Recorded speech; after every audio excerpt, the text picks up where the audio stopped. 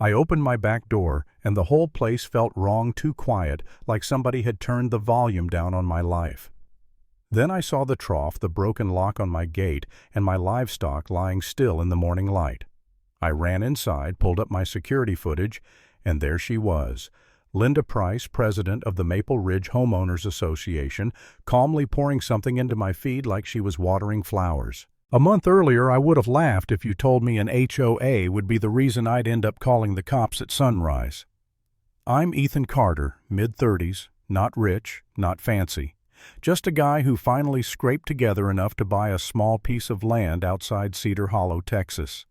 A couple acres, a modest house, and a setup I built with my own hands because I wanted something simple that belonged to me. I wasn't trying to be some influencer farmer or start a petting zoo. I had a small herd because it made sense: food, income, stability. The kind of steady routine that keeps your head straight when everything else in the world is chaos. I fixed the fences, reinforced the gate, kept the place clean, stayed in my lane. And then Linda showed up like I'd joined a club without realizing it. The first time I saw her, she was standing outside my gate with a clipboard and that tight, practiced smile people use when they're about to tell you what you need to do.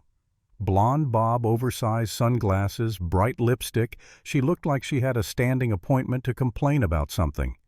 She introduced herself like she was running for office. Again. "Hi, I'm Linda Price," she said, leaning forward a little like we were sharing a secret. "I'm the president of Maple Ridge Homeowners Association. We like to welcome new neighbors." I told her politely I wasn't in Maple Ridge. Different subdivision, different road, different entrance sign. My property line didn't even touch theirs. She nodded like she heard me, but didn't accept it. She did that slow scan over my yard, my barn, my animals, like she was pricing things out. Then she said way too casually, "We have a tradition.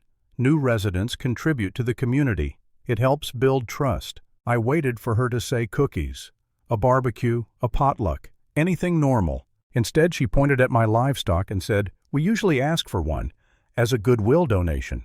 I blinked. "One what?"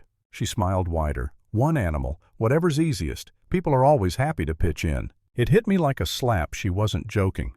She was asking me to hand over part of what I'd worked for because she said the word community like it was a magic spell. I kept my voice calm. "No, these aren't decorations. They're my livelihood." Her smile twitched. "It's just one. Don't be difficult." "I'm not being difficult," I said. "I'm being normal." That's when her face changed. Not dramatically, not cartoonish, just enough. Her eyes went flat. Her voice got colder, and she tapped her clipboard like she was closing a file. "Okay," she said. "Your choice. But Maple Ridge has standards." Then she walked away like she'd just done me a favor. A few days later, I started finding notices on my porch. Not friendly letters, violation warnings, alleged nuisance odors, noise disturbances, improper agricultural use, unapproved structures. They were written in that stiff, threatening language that's supposed to scare you into compliance. And the funniest part, every letter had Maple Ridge Homeowners Association printed right at the top. I called the number and got an answering machine with Linda's voice chipper as ever. I drove to the HOA office, which was basically a little trailer next to their pool, and asked them straight up why I was receiving fines from an association I didn't belong to. Linda stepped out like she'd been waiting for me. "Oh, Ethan," she said, like we were friends. "I was hoping you'd come in. We need to address your situation." "My situation is your paperwork," I said. "I'm not in your neighborhood." She made a little sound. "Your property impacts our community. Your animals impact our residents. That makes it our business." I stared at her. That's not how any of this works. Two board members stood behind her silent arms, folded, the kind of people who look brave when they've got backup. Linda walked me through the complaints like she was reading charges in court. She pointed to phrases like property values and community standards the way a preacher points to scripture. Then she dropped her voice and said, "You know, a lot of these concerns would go away if you showed some goodwill." There it was again, not a request, a pressure point. "You mean if I give you an animal?" I said. She shrugged like I'd said something silly. "I mean if you work with us. Maple Ridge is a nice community. We don't like problems." I felt heat climb up my neck, but I kept it together. "Stop contacting me. Stop leaving notices. If you come onto my property again, I'll treat it like trespassing." Linda's smile came back smaller this time, sharper. "Then I'd hate for something to happen to those precious animals of yours." That sentence stuck to my brain like gum on a shoe. After that, things got weird in the quiet ways that make you feel crazy. My gate would be unlatched when I knew I'd locked it. I'd find tire tracks near the edge of my land right by the fence line. Once I heard a faint buzzing above the trees and looked up to see a little drone hovering, then zipping away the second I noticed it. And the letters kept coming. Warnings, final notices, threats of liens, threats of legal action. The amounts weren't huge, but it wasn't about the money. It was the message. I started losing sleep, not because I thought Linda was some supervillain, but because constant pressure wears you down. You go from living your life to managing someone else's obsession. Every day I'd do my chores, then spend an extra 30 minutes checking locks, scanning fences, rereading legal descriptions of my own property like I was studying for a test I didn't sign up for. One night I sat at my kitchen table with a pile of those notices and a calculator, and I seriously considered the simplest option, not giving in, not apologizing, just reducing the target. Selling part of my herd, shrinking the operation, making myself less noticeable so she'd move on to somebody else. And yeah, for about 5 minutes the thought popped up that maybe refusing her tradition had poked a bear. Not in a deep, soulful way, just a blunt, practical thought: would one animal have saved me all this mess? Then I pictured her walking away with it smug, and I knew exactly what would happen next. It wouldn't stop at one. It never does with people like that. So I did the most boring, effective thing in the world. I upgraded security. Better locks, motion lights, cameras with clear angles on the gate and the feed area. I documented every notice, every date, every interaction. Not because it felt satisfying, but because I was done being pushed around with paper. I just didn't think I'd need proof of something worse. That morning, the morning everything went silent, I walked out and knew immediately something had happened. No movement, no sounds, just that awful stillness and the sight that made my stomach drop hard. I didn't scream. I didn't throw things. I went numb, then sharp, like my brain switched into emergency mode. I checked the gate. The lock was cut. I called my vet, Dr. Patel, and while I waited, I opened my camera system with hands that wouldn't stop shaking. I skipped back through the night footage, fast-forwarding through shadows and empty frames until the timestamp hit just after 2 a.m. Linda appeared at the gate wearing gloves. She looked around, pulled out bolt cutters, and clipped my lock like she'd done it before. She walked straight to the feed like she owned the place, pulled out a container and poured something into the trough with slow, steady movements. No panic, no hesitation, just confidence. Dr. Patel arrived and his face tightened the second he saw the signs.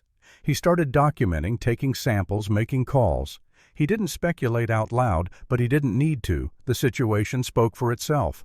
And that's when the anger finally kicked in, hot, clean focused. I called the sheriff's department and told them I had evidence of trespassing and deliberate poisoning. Not an argument, not a theory. Evidence. When the deputy arrived, Linda somehow showed up too, like she had a radar for drama. She pulled in fast, got out in those same sunglasses, and immediately launched into her performance. "Officer, thank God you're here," she said, putting a hand on her chest. "This is a tragedy." I warned him. I told him his setup wasn't safe.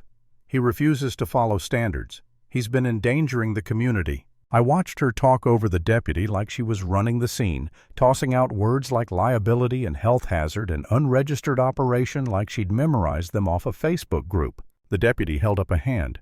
"Ma'am, are you the property owner?" "No, but—" "Then step back." Linda's smile tightened. "I'm the president of the Homeowners Association. I represent the community." The deputy looked at me. I kept my voice steady. "I have video from last night." Linda turned her head slowly like she didn't believe I'd say it out loud. Then she laughed, this short, dismissive sound. "Oh, please, he's upset. He'll say anything." I didn't argue. I didn't match her energy. I just pulled my phone out, opened the clip, and held it out.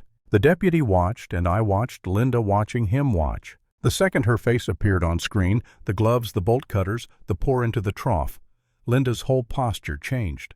Not dramatic, not crying, not collapsing. Just a quick recalculation like a computer hitting an error. "That's not—" she started. The deputy paused the video on a clear frame of her face. "Ma'am, is that you?" Linda's mouth opened, then closed. She tried again, quicker this time. He edited that.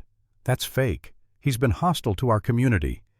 Turn around, the deputy said. Linda blinked like she couldn't process that someone was talking to her like a regular person. Excuse me? Turn around. Hands behind your back. Her voice jumped an octave. You can't do this. I'm the president. The cuffs clicked. One of the board members who'd been lurking near her car took 2 steps backward, like distance could erase association. Linda's sunglasses slipped a little as she twisted, and for the first time I saw her eyes without the filter. Furious, cornered, and still somehow convinced this wasn't supposed to happen to her. The deputy read out what she was being detained for: trespassing, property damage, animal cruelty, and whatever else the investigation would add once the lab results came back. Linda kept trying to talk, trying to posture, trying to throw titles around like shields. But a clipboard doesn't mean anything when there's a video. She got placed in the back of the cruiser, still spitting words through the window, and I stood there by my cut lock and my ruined morning feeling something I hadn't felt in weeks. Not relief, not joy. Just control returning to my hands, one undeniable piece of evidence at a time. Lesson learned: when someone hides behind community standards, keep receipts because truth hits harder than a title.